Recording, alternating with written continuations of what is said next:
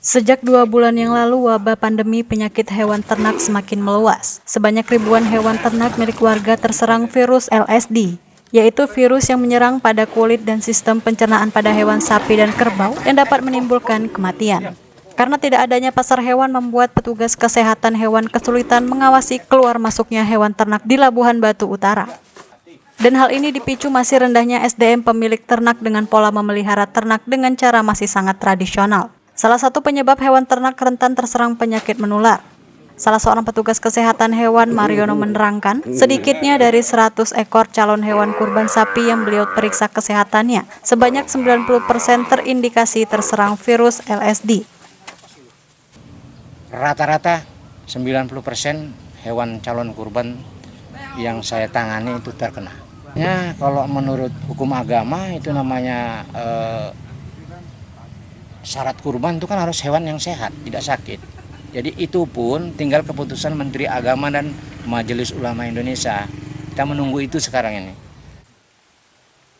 Sementara itu, Haji Syahrial, Ketua MUI Labuhan Batu Utara, menjelaskan sesuai Fatwa MUI Indonesia nomor 32 tahun 2022 tentang PMK bahwa ada kategori hewan sapi dan kerbau yang sah dan boleh ikut ibadah kurban meskipun terindikasi terinfeksi LSD.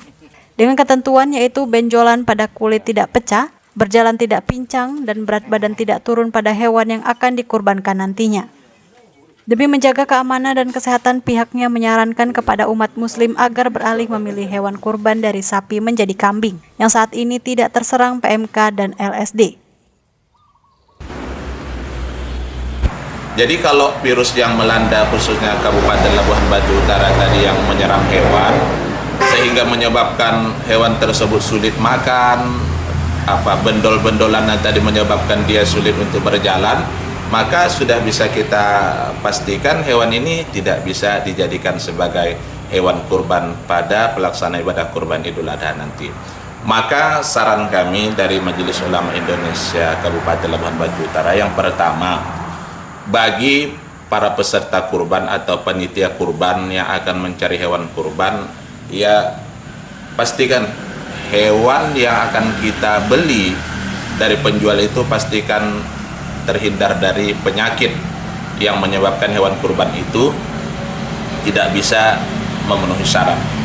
Atau yang kedua, ini yang lebih aman, karena kabar yang beredar ini virus ini hanya menyerang sapi atau lembu, sementara tidak menyerang kepada hewan kambing. Maka saran kami dari Majelis Ulama Indonesia supaya lebih amannya, jadikan aja hewan kurban kita pada tahun ini beralih dari sapi kepada kambing.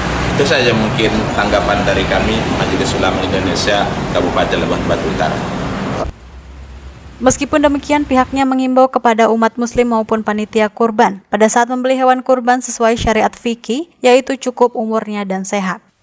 Dari Labuhan Batu, Sumatera Utara, Tim Liputan melaporkan. Tahan dulu.